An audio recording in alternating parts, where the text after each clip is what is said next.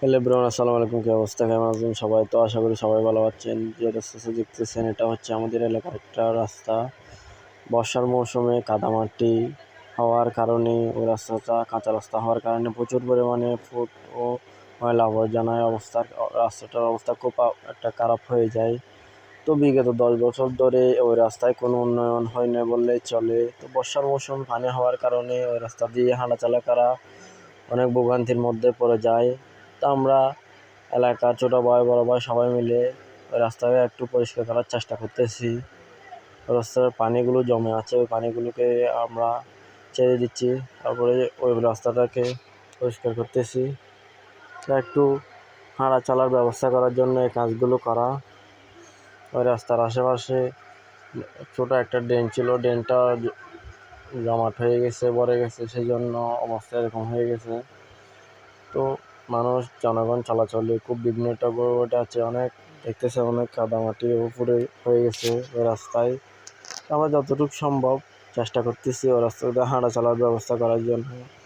এখন হাঁটার কোনো ব্যবস্থা নাই বললেই চলে ওই রাস্তা দিয়ে।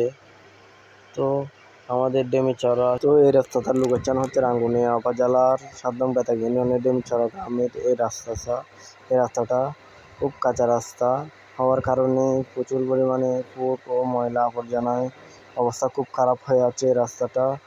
তো আমাদের প্রশাসনের প্রতি আকুল আবেদন রইল ডেমিচড়া জনগণের পক্ষ থেকে কাঁচা রাস্তাটা একটু উন্নয়ন করলে খুবই ভালো হবে। মানুষ খুব ভোগান্তির মধ্যে আছে।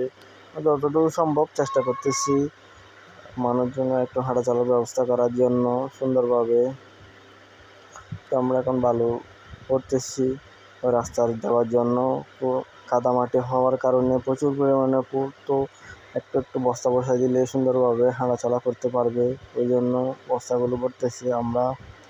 তো যতটুকু সম্ভব চেষ্টা করতেছি মানুষ জনসাধারণ চলাচলের জন্য ব্যবস্থা করে দিতে। তো কয়েকটা বস্তা বসাই দিচ্ছে, ওই সামনে দেখতেছেন প্রচুর পরিমাণে কাদা হয়ে আছে। এই রাস্তা দিয়ে আমাদের এলাকার কিছু কবরস্থান আছে, ওই রাস্তাগুলো কবরস্থানে যাওয়ার ব্যবস্থা নাই বললেই চলে। ওইরকমভাবে ফুট কাদামাটি হয়ে গেছে ওইখানে।